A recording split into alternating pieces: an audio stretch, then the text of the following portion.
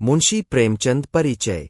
मुंशी प्रेमचंद जन्म 31 जुलाई 1880, मृत्यु 8 अक्टूबर 1936। प्रेमचंद 31 जुलाई 1880, 8 अक्टूबर 1936 के उपनाम से लिखने वाले धनपत राय श्रीवास्तव हिंदी और उर्दू के महानतम भारतीय लेखकों में से एक है। उन्हें मुंशी प्रेमचंद व नवाब राय नाम से भी जाना जाता है और उपन्यास सम्राट के नाम से अभिहित किया जाता है। इस नाम से उन्हें सर्वप्रथम बंगाल के विख्यात उपन्यासकार शरतचंद्र चट्टोपाध्याय ने संबोधित किया था। प्रेमचंद ने हिंदी कहानी और उपन्यास की एक ऐसी परंपरा का विकास किया जिसने पूरी शती के साहित्य का मार्गदर्शन किया। आगामी एक पूरी पीढ़ी को गहराई तक प्रभावित कर प्रेमचंद ने साहित्य की यथार्थवादी परंपरा की नींव रखी। उनका लेखन हिंदी साहित्य की एक ऐसी विरासत है जिसके बिना हिंदी के विकास का अध्ययन अधूरा होगा। वे एक संवेदनशील लेखक, सचेत नागरिक, कुशल वक्ता तथा सुधी संपादक थे। 20वीं शती के पूर्वार्ध में, जब हिंदी में तकनीकी सुविधाओं का अभाव था, उनका योगदान अतुलनीय है। प्रेमचंद के बाद जिन लोगों ने साहित्य को सामाजिक सरोकारों और प्रगतिशील मूल्यों के साथ आगे बढ़ाने का काम किया, उनमें यशपाल से लेकर मुक्तिबोध तक शामिल है। जीवन परिचय। प्रेमचंद का जन्म 31 जुलाई 1880 को वाराणसी के निकट लम्ही गांव में हुआ था। उनकी माता का नाम आनंदी देवी था तथा पिता मुंशी अजायबराय लम्ही में डाकमुंशी थे। उनकी शिक्षा का आरंभ उर्दू, फारसी से हुआ और जीवनयापन का अध्यापन से। पढ़ने का शौक उन्हें बचपन से ही लग गया। 13 साल की उम्र में ही उन्होंने तिलिस्मे होशरूबा पढ़ लिया और उन्होंने उर्दू के मशहूर रचनाकार रतननाथ, शरसार, मिर्जा रुस्बा और मौलाना शरर के उपन्यासों से परिचय प्राप्त कर लिया। 1898 में मैट्रिक की परीक्षा उत्तीर्ण करने के बाद वे एक स्थानीय विद्यालय में शिक्षक नियुक्त हो गए। नौकरी के साथ ही उन्होंने पढ़ाई जारी रखी। 1910 में उन्होंने अंग्रेजी, दर्शन, फारसी और इतिहास लेकर इंटर पास किया और 1919 में बीए पास करने के बाद शिक्षा विभाग के इंस्पेक्टर पद पर नियुक्त हुए। 7 वर्ष की अवस्था में उनकी माता तथा 14 वर्ष की अवस्था में पिता का देहांत हो जाने के कारण उनका प्रारंभिक जीवन संघर्ष में रहा। उनका पहला विवाह उन दिनों की परंपरा के अनुसार 15 साल की उम्र में हुआ, जो सफल नहीं रहा। वे आर्य समाज से प्रभावित रहे, जो उस समय का बहुत बड़ा धार्मिक और सामाजिक आंदोलन था। उन्होंने विधवा विवाह का समर्थन किया और 1906 में दूसरा विवाह अपनी प्रगतिशील परंपरा के अनुरूप बाल विधवा शिवरानी देवी से किया। उनकी 3 संतानें हुई, श्रीपत राय, अमृत राय और कमला देवी श्रीवास्तव। 1910 में उनकी रचना सोजेवतन, राष्ट्र का विलाप के लिए हमीरपुर के जिला कलेक्टर ने तलब किया और उन पर जनता को भड़काने का आरोप लगाया। सोजेवतन की सभी प्रतियां जब्त कर नष्ट कर दी गईं। कलेक्टर ने नवाब राय को हिदायत दी कि अब वे कुछ भी नहीं लिखेंगे, यदि लिखा तो जेल भेज दिया जाएगा। इस समय तक प्रेमचंद धनपत राय नाम से लिखते थे। उर्दू में प्रकाशित होने वाली जमाना पत्रिका के संपादक और उनके अजीज दोस्त मुंशी दयानारायण निगम ने उन्हें प्रेमचंद नाम से लिखने की सलाह दी। इसके बाद वे प्रेमचंद के नाम से लिखने लगे। उन्होंने आरंभिक लेखन जमाना पत्रिका में ही किया। जीवन के अंतिम दिनों में वे गंभीर रूप से बीमार पड़े।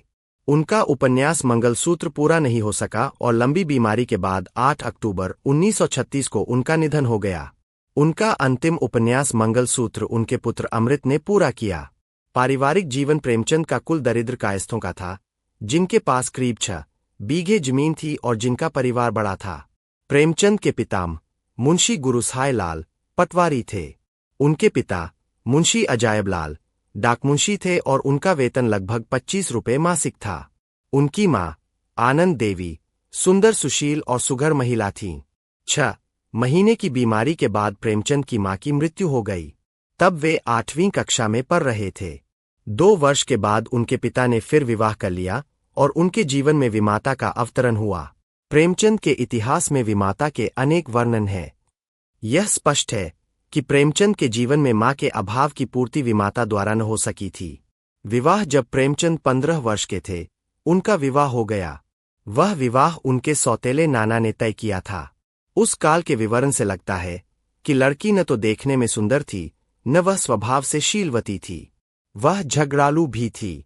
प्रेमचंद के कोमल मन का कल्पनाभवन मानो नींव रखते रखते ही ढह गया। प्रेमचंद का यह पहला विवाह था। इस विवाह का टूटना आश्चर्य न था। प्रेमचंद की पत्नी के लिए यह विवाह एक दुखद घटना रहा होगा। जीवन पर्यंत यह उनका अभिशाप बन गया। इस सब का दोष भारत की परंपराग्रस्त विवाह प्रणाली पर है, जिसके कारण यह व्यवस्था आवश्यकता से भी अधिक जुए का खेल बन जाती है। प्रेमचंद ने निश्चय किया कि अपना दूसरा विवाह वे किसी विधवा कन्या से करेंगे। यह निश्चय उनके उच्च विचारों और आदर्शों के ही अनुरूप था। प्रेमचंद का दूसरा विवाह सन 1905 के अंतिम दिनों में आपने शिवरानी देवी से शादी कर ली। शिवरानी देवी बाल विधवा थीं। उनके पिता फतेहपुर के पास के इलाके में एक साहसी जमींदार थे और शिवरानी जी के पुनर्विवाह के लिए उत्सुक थे। सन 1916 के आदिम युग में ऐसे विचार मात्र की साहसिकता का अनुमान किया जा सकता है। यह कहा जा सकता है कि दूसरी शादी के पश्चात इनके जीवन में परिस्थितियां कुछ बदली और आय की आर्थिक तंगी कम हुई।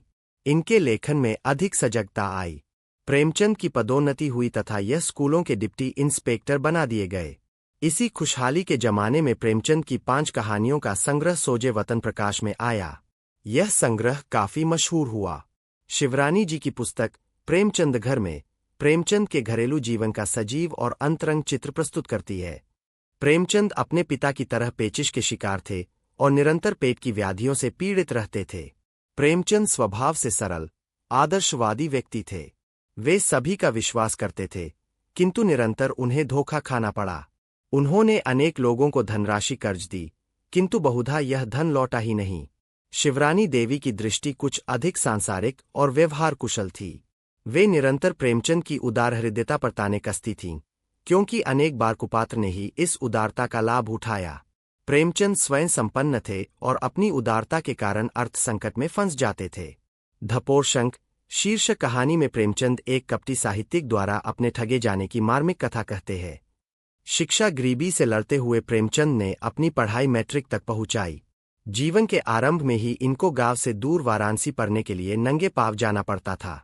इसी बीच में इनके पिता का देहांत हो गया। प्रेमचंद को पढ़ने का शौक था। आगे चलकर यह वकील बनना चाहते थे, मगर गरीबी ने इन्हें तोड़ दिया। प्रेमचंद ने स्कूल आने जाने के साथ झंझट से बचने के लिए एक वकील साहब के यहाँ ट्यूशन पकड़ लिया और उसी के घर में एक कमरा लेकर रहने लगे। इनको ट्यूशन का 5 रुपया मिलता था। 5 रुपये में से 3 रुपये घर वालों को और 2 रुपये से प्रेमचंद अपनी जिंदगी की गाड़ी को आगे बढ़ाते रहे। प्रेमचंद महीना भर तंगी और अभाव का जीवन बिताते थे। इन्हीं जीवन की प्रतिकूल परिस्थितियों में प्रेमचंद ने मैट्रिक पास किया। उन्होंने इलाहाबाद विश्वविद्यालय से अंग्रेजी साहित्य, पर्सियन और इतिहास विषयों से स्नातक की उपाधि द्वितीय श्रेणी में प्राप्त की थी। इंटरमीडिएट कक्षा में उन्होंने अंग्रेजी, दर्शन, फारसी और इतिहास साहित्य विषय के रूप में पढ़ा था। हमारा यूट्यूब चैनल आपको धार्मिक कथाएं, आध्यात्मिक कहानियां और प्रेरणादायक प्रसंग सरल भाषा में प्रस्तुत करता है। यहाँ रामायण, महाभारत, बुद्ध और संतों की शिक्षाएं मिलेंगी जो जीवन को सही दिशा देती है। वीडियो पसंद आए तो लाइक, शेयर और सब्सक्राइब करें। Thanks you for watching Folded Hands Sparkles.